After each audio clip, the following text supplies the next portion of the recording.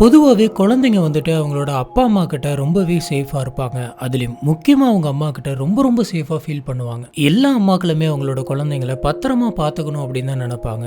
99% அம்மாக்கள் அப்படிதான் நினைப்பாங்க. மீதி அந்த 1% அம்மாக்கள் தான் அவங்களோட குழந்தைங்க கிட்ட ரொம்பவே மோசமா நடந்துப்பாங்க. இன்னைக்கு நம்ம பார்க்க போற இந்த கேஸ்ல ஒரு அம்மா தன்னுடைய 7 மாச குழந்தைக்கு பண்ண ஒரு கொடூரமான விஷயத்த யாருனாலுமே கொஞ்சம் கூட ஏத்துக்கவே முடியாத ஒரு விஷயத்த பத்தி தான் பார்க்க போறோம். இந்த மாதிரி மனிதர்கள் இருக்கிறாங்க, சூழ்நிலையினால இந்த மாதிரியான சுச்சுவேஷனும் வருது அப்படிங்கிறதுக்காக தான் இந்த கேஸை நம்ம எடுத்திருக்கோம். அப்படி அந்த குழந்தைக்கு என்னாச்சு, அவங்க அம்மா ஏன் இப்படி பண்ணாங்க, அவங்க அம்மாவுக்கு என்னாச்சு? ஹலோ ஃப்ரெண்ட்ஸ், நான் உங்க சாமி. Welcome to the spot.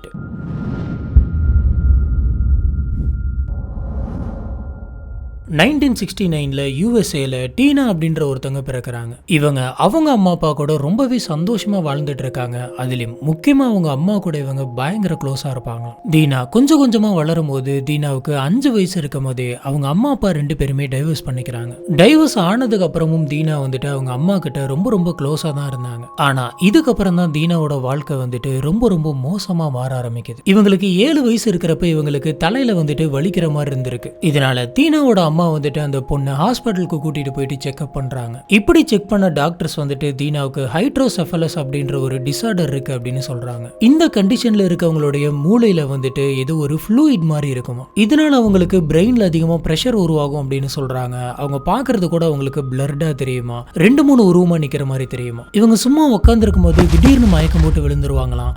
இதனால மத்த குழந்தைங்க கிட்ட கூட இவங்களால ஒழுங்கா விளையாட முடியாது அப்படின்னு சொல்றாங்க. டாக்டர் வந்துட்டு இவங்களுக்கு மேஜர் சர்ஜரி ஒன்று பண்ணணும் அப்படின்னு சொல்லிடுறாங்க. இதனால தீனாவுடைய 8 வயசுல இருந்து அவங்களோட 13 வயசுக்குள்ளேயே அவங்களுக்கு 8 சர்ஜரி பண்றாங்க. இந்த சர்ஜரினால தான் தீனா வந்துட்டு இப்ப உயிரோடு இருந்திருக்காங்க. இவ்வளவு சர்ஜரி பண்ணதுக்கு அப்புறமும் அந்த வழியிலிருந்து வெளியில வரணும், நம்ம படிக்கணும், முன்னேறணும் அப்படின்ற எண்ணம் வந்துட்டு அவங்களுக்குள்ள வருது. இதனால இவங்க ஸ்கூலுக்கு போக ஆரம்பிக்கிறாங்க.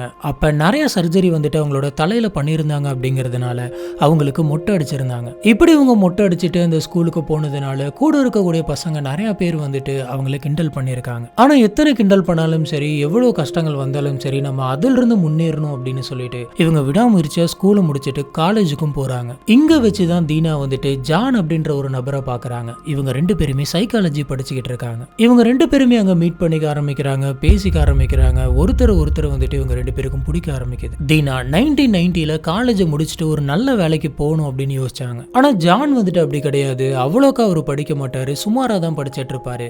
அதுவும் போக அவரோட காலேஜே அவர் பாதியிலே ஸ்டாப் பண்ணிட்டாரு. ஆனா தீனா வந்துட்டு அவங்களோட காலேஜை ஃபுல்லா படிச்சு முடிக்கிறாங்க. முடிச்சதுக்கு அப்புறம் 2 குடும்பத்தோட சம்மதத்தோட இவங்க 2 பேருக்குமே கல்யாணம் ஆகுது. இவங்க 2 பேரும் டெக்சாஸ்ல ரொம்பவே ஹாப்பியா வாழ ஆரம்பிக்கிறாங்க. கொஞ்ச நாள் பாத்தீங்கன்னா இவங்களோட வாழ்க்கை ரொம்பவே சந்தோஷமா போயிட்டு இருந்திருக்கு. ஆனா சில மாசங்கள் கழிச்சு இவங்க திடீர்னு பிரெக்னென்ட் ஆறாங்க. இதுல என்ன பிரச்சனை அப்படின்னு பாத்தீங்கன்னா இவங்க 3 தடவை பிரெக்னென்ட் ஆயிருக்காங்க. 3 தடவையுமே அபார்ட் ஆயிருக்கு. இதனால நமக்கு குழந்தைய பிறக்காம போயிடுமோ அப்படின்ற பயம் வந்துட்டு அவங்களுக்குள்ள இருந்தது. இப்படியே போயிட்டு இருக்கப்பதான் 1994ல இவங்களுக்கு பிரியானா அப்படின்ற ஒரு அழகான பெண் குழந்தை பிறக்குது. இதுக்கப்புறம் 1997ல ஒரு பெண் குழந்தை பிறந்திருக்கு. அதோட பேர் வந்துட்டு கெல்சி. ஜான் வந்துட்டு காலேஜுக்கு சரியா போல, ஒழுங்கா படிக்கல அப்படிங்கிறதுனால அவருக்கு எங்கேயுமே பெருசா வேலை கிடைக்கல. கிடைச்ச வேலையெல்லாம் தான் பார்த்துட்டு இருந்திருக்காரு. அப்படியே கிடைக்கிற வேலையிலுமே இவருக்கு சம்பளம் ரொம்பவே கம்மியா தான் இருக்கு. இந்த சமயம் தீனா நல்லா படிச்சதுனால அவங்களுக்கு ஒரு நல்ல வேலை கிடைக்குது. அதுல அவங்க நிறைய சம்பாதிக்கிறாங்க. இதை வச்சுதான் அவங்க அந்த குடும்பத்தை பாத்துக்கிறாங்க. இருந்தாலும் இவங்க 2 பேர் இருக்காங்க, இவங்களுக்கு 2 குழந்தைங்க இருக்காங்க அப்படிங்கிறதுனால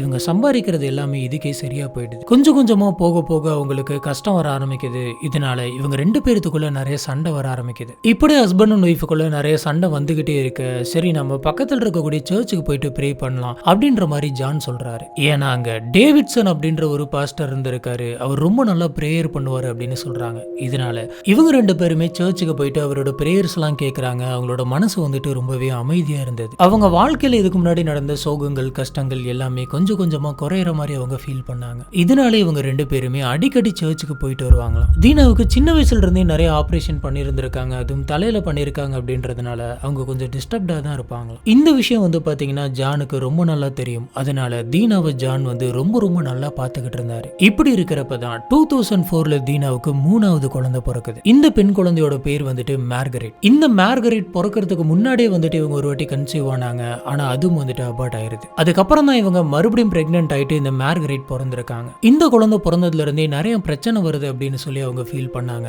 இந்த குழந்தைக்கு 2 மாசம் இருக்கும் போதே அவங்க அம்மாவுக்கு பயங்கரமா உடம்பு சரியில்லாம போகுது. இதனால அவங்க அம்மா தீனாவை 2-3 மாசம் வந்துட்டு ஹாஸ்பிட்டல்ல அட்மிட் பண்ணி ட்ரீட்மெண்ட் பார்த்திருக்காங்க. டாக்டர் வந்துட்டு ஜான் கிட்ட என்ன சொல்றாரு அப்படின்னு பாத்தீங்கன்னா, ஏற்கனவே சின்ன வயசுல எக்கச்சக்கமான ஆபரேஷன்ஸ் எல்லாம் வந்துட்டு தலையில பண்ணிருக்காங்க. அதுவும் போக இவங்களுக்கு 3 குழந்தைங்க பிறந்திருக்கு, நிறைய அபார்ஷன் ஆயிருக்கு. இது எல்லாமே அவங்களுக்கு ஒரு பயங்கரமான ஷாக்கை ஏற்படுத்தியிருக்கு. இதனால அவங்களுக்கு முன்ன இருந்ததோட இப்ப பிரச்சனைகள் வந்துட்டு அதிகமாயிருச்சு அப்படின்னு சொல்றாங்க. அதனால தயவு செஞ்சு நாங்க கொடுக்குற மாத்திரை எல்லாத்தையுமே நீங்க கரெக்டா ஃபாலோ பண்ணுங்க அப்படின்னு சொல்லி அனுப்புறாங்க. அந்த சமயமே டாக்டர்ஸ் வந்துட்டு என்ன சொல்லியிருக்காங்க அப்படின்னா, இந்த மாத்திரையெல்லாம் நீங்க கரெக்டா எடுக்கலன்னா அது ஒரு பெரிய பிரச்சனையா போய் முடியும் அப்படின்னு சொல்றாங்க. ஆனா ஜான் என்ன நினைக்கிறாரு அப்படின்னு பாத்தீங்கன்னா, டாக்டர்ஸ் எப்பயுமே அதிகமா தான் மாத்திரை தருவாங்க, அதெல்லாம் நம்ம சாப்பிட்டுக்கிட்டே இருந்தோம் அப்படின்னு சொன்னா காலம் முழுக்க மாத்திரை சாப்பிட்டுக்கிட்டே இருக்க வேண்டியதான். அதுவும் போக இத்தனை மாத்திரை சாப்பிட்டோம் அப்படின்னா பின்னாடி பிரச்சனை வரும் அப்படின்ற மாதிரி யோசிச்சிருக்காரு. இதனால ஜான் டீனா கிட்ட நீ அதிகமா மாத்திரை எடுத்துக்காத, கம்மி மாத்திரை எடுத்துக்கிட்டா போதும் அப்படின்ற மாதிரி சொல்லியிருக்காரு. சில சமயங்கள்லாம் மாத்திரையை ரொம்பவே கம்மி பண்ணி கொடுத்திருக்காரு. சொல்ல போனா இவங்களுக்கு இந்த மாதிரியான பிரச்சனை வந்துட்டு 3வது குழந்தை பிறந்ததுக்கு அப்புறம் கிடையாது,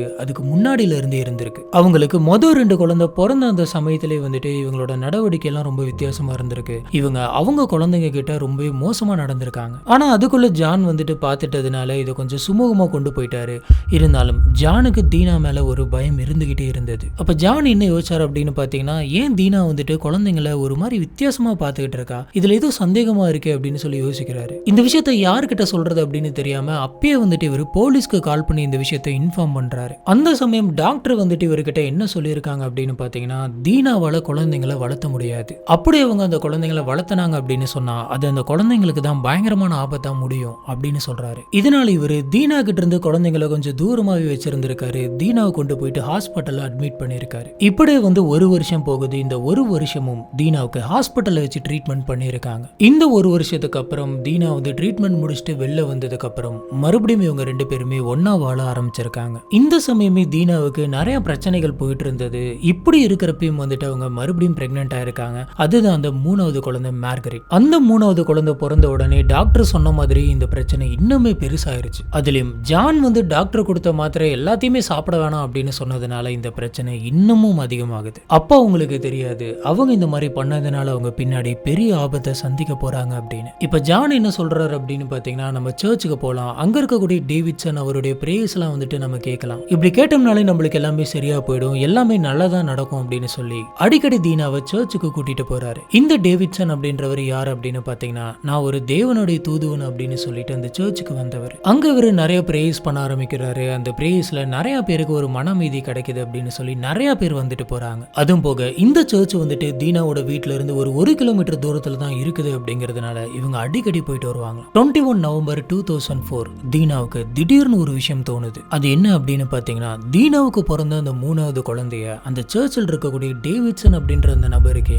கல்யாணம் பண்ணி கொடுக்கணும் அப்படின்னு. இப்படி இவங்களுடைய 3வது குழந்தை வந்துட்டு சர்ச்சில் இருக்கக்கூடிய அந்த டேவிட்சன் அப்படின்ற அந்த நபருக்கு ஒய்ஃபா தான் வரணும் அப்படின்னு கடவுள் வந்துட்டு கட்டளையிட்டதா சொல்றாங்க. இதனால அந்த குழந்தைய டேவிட்சனுக்கு தான் நான் தர போறேன் அப்படின்ற மாதிரி ஜான் கிட்ட போயிட்டு இவங்க சொல்லியிருக்காங்க. இதை கேட்ட ஜானுக்கு பயங்கரமா கோவம் வந்திருக்கு. நீ என்ன பைத்தியமா, அந்த குழந்தைக்கு 6 மாசம் தான் ஆகுது, நீ என்ன பேசிட்டு இருக்க அப்படின்ற மாதிரிலாம் கேட்கிறாரு. ஆனா தீனா வந்துட்டு மறுபடியும் இதே விஷயத்த தான் சொல்லிட்டு இருந்திருக்காங்க. இதனால பயங்கரமா கோவப்பட்டு அவர் வீட்டை விட்டு கிளம்புறாரு. ஆனா மறுபடியும் தீனாவோட காதுல அந்த குழந்தைய அந்த பாஸ்டருக்கே தந்துரு, அந்த பொண்ணு அவருக்கு ஒய்ஃப் ஆகணும் அப்படின்ற காரணத்தினாலதான் அது பூமிக்கே வந்திருக்கு அப்படின்ற மாதிரி கேட்டுக்கிட்டே இருந்திருக்கு. இப்படியே போயிட்டு இருக்கிறப்ப அதுக்கு அடுத்த நாள் வந்துட்டு அவங்க வீட்டுல உட்காந்து ரொம்பவே நார்மலா டிவி பார்த்துட்டு இருந்திருக்காங்க. அந்த டிவில வந்துட்டு ஒரு ஜூவை காட்டியிருக்காங்க. ஜூல வந்துட்டு நிறைய மிருகங்கள் இருந்திருக்கு. ஒரு கூண்டுக்குள்ள ஒரு சிங்கம் இருந்திருக்கு. அப்ப அவங்க அதுல ஒரு நியூஸ் ஒண்ணு பாக்குறாங்க. கூண்டுக்குள்ள இருந்த சிங்கம் வந்துட்டு கூண்டை விட்டு வெளியில தப்பிச்சு வந்து வெளியில இருந்து ஒரு குழந்தைய தாக்கிருச்சு அப்படின்னு அதுல சொல்றாங்க. இந்த நியூஸ் டிவில பார்த்த தீனா வந்துட்டு அந்த குழந்தைய பாஸ்டருக்கு கொடுத்திருக்கணும், அப்படி கொடுக்காததுனாலதான் இந்த மாதிரியான நியூஸ் எல்லாம் நம்மளுக்கு காட்டுது, இது எல்லாமே இறைவனோட வேலை தான் அப்படின்னு நினைச்சிருக்காங்க. ஆனா ஜான் வந்துட்டு இந்த மாதிரி அவங்க குழந்தைய யாருக்கிட்டையும் கொடுக்க கூடாது அப்படின்ற மாதிரி சொல்லி இருந்திருக்காரு. இதனால கண்டிப்பா கடவுளுக்கு கோவம் வந்திருக்கும், நம்ம இதுக்கு எதனாச்சும் ஒண்ணு பண்ணி ஆகணும் அப்படின்னு சொல்லி யோசிச்சுக்கிட்டே இருக்காங்க.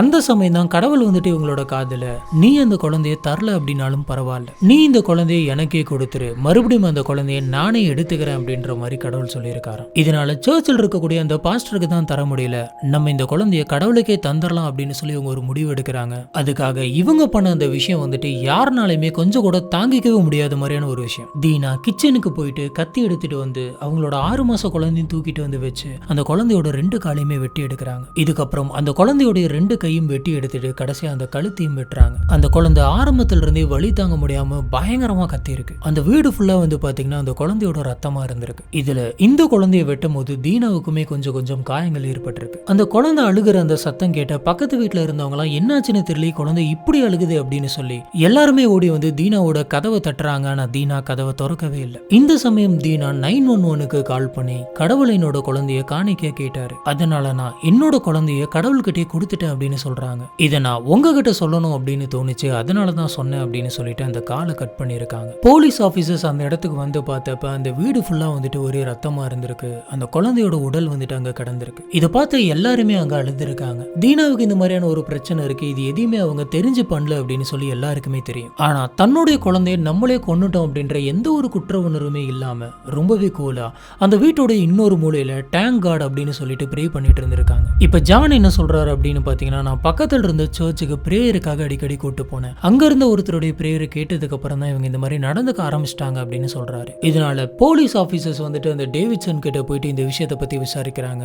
அப்ப அவர் என்ன சொல்றாருன்னா, எல்லாருக்கும் எப்படி நான் பிரேயர் பண்ணணும் அதே மாதிரி தான் அவங்களுக்கும் நான் பிரேயர் பண்ணேன். கிட்டத்தட்ட 1000 பேருக்கு மேல இங்க வந்துட்டு பிரேயர்ஸ் பண்ணிட்டு போயிருந்திருப்பாங்க. அவங்க யாருக்குமே எந்த விதமான பிரச்சனையும் இல்லை. இப்படி இருக்கிறப்ப தீனாவுக்கு மட்டும் எப்படி இது பிரச்சனை ஆகும் அப்படின்னு கேட்டிருக்காரு. அதுவும் போக தீனாவுக்கு இதுக்கு முன்னாடி நிறைய பிரச்சனைகள் இருந்திருக்கு, அதுல பாதிக்கப்பட்டது அவங்க இந்த மாதிரி நடந்திருப்பாங்க. மற்றபடி எனக்கும் இதுக்கும் எந்த விதமான சம்பந்தமும் இல்லை அப்படின்னு சொல்றாரு. இதுக்கப்புறம் போலீஸ் ஆபீசர்ஸ் இவரு கரெக்டா தான் சொல்றாரு, அவர் பக்கம் எந்த ஒரு தப்புமே இல்லை அப்படின்றத தெரிஞ்சுக்கிறாங்க. அதுவும் போக டீனாவுடைய மெடிக்கல் ஹிஸ்டரி எல்லாத்தையுமே எடுத்து பாக்குறாங்க. சின்ன வயசுல இருந்து அவங்களுக்கு நடந்த சர்ஜரி, இப்போ அவங்களோட கண்டிஷன் என்ன அப்படின்ற எல்லாத்தையுமே தெரிஞ்சுக்கிறாங்க. இப்பதான் அவங்க அன்னைக்கு ஒரு கொலையை பண்ணியிருக்காங்க அப்படிங்கிறது கூட அவங்களுக்கு தெரியல அப்படின்ற விஷயம் புரியுது. இதனால அவங்கள குற்றவாளி அப்படின்னு சொல்லி எந்த விதமான தண்டனையும் கொடுக்க முடியாது அப்படிங்கறதுனால ரிலீஸ் பண்ணிடலாம் அப்படின்னு யோசிக்கிறாங்க. இருந்தாலும் தீனா பண்ணது அப்படிங்கிறது ஒரு பெரிய குற்றம் தான். அவங்க ஒரு கொலையை பண்ணியிருக்காங்க. இதனால ஒரு முறையான மனநல காப்பகத்துல அவங்கள சேர்த்தணும் அப்படின்னு சொல்லி கோர்ட் சொல்லுது. அவங்கள கூட்டு போயிட்டதுக்கு அப்புறம் மறுபடியும் ஹாஸ்பிட்டல்ல அட்மிட் பண்றாங்க.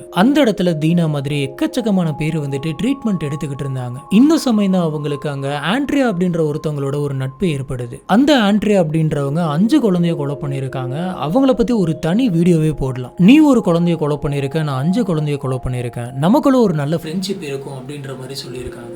இதனால இந்த ஒரு விஷயத்தை வச்சு இவங்க 2 பேருமே ஃப்ரெண்ட்ஸ் ஆகுறாங்க. இப்படி 4 வருஷம் போகுது. தீனா வந்துட்டு கொஞ்சம் கொஞ்சமா சரியாகிறாங்க. 2008ல இவங்க ட்ரீட்மெண்ட்டை முடிச்சுட்டு வெளியில வராங்க. இப்படி இவங்க டிஸ்சார்ஜ் ஆகிறப்ப இவங்க அடிக்கடி ஹாஸ்பிட்டல் வரணும் அப்படின்னு சொல்லி தான் அனுப்புறாங்க. இது ஒரு ரெகுலர் செக்அப் மாதிரி சொல்றாங்க. இதுக்கடையில அவங்களுக்கு எதனாச்சும் ப்ராப்ளம் ஆச்சு அப்படின்னாலும் உடனடியாக ஹாஸ்பிட்டல் வரணும் அப்படின்னு நிறைய கண்டிஷன் போட்டு தான் வந்து பாத்தீங்கன்னா அவங்கள வெளியவே விடுறாங்க. இது கூடவே தீனா வந்துட்டு எப்பயுமே குழந்தைங்களை வளர்த்தக்கூடாது அப்படின்னும், அவங்க கூட குழந்தைங்க இருந்துச்சு அப்படின்னு சொன்னா அது அந்த குழந்தைங்களுக்கு தான் ஆபத்து அப்படின்னு சொல்றாங்க. இதனால அந்த 2 குழந்தைகளும் தீனாவோட ஹஸ்பண்ட் கிட்ட தான் வந்துட்டு வளர்ந்துகிட்டு இருந்தது. ஆனா ஜான்னால அந்த குழந்தைங்களை சரியா பாத்துக்க முடியல.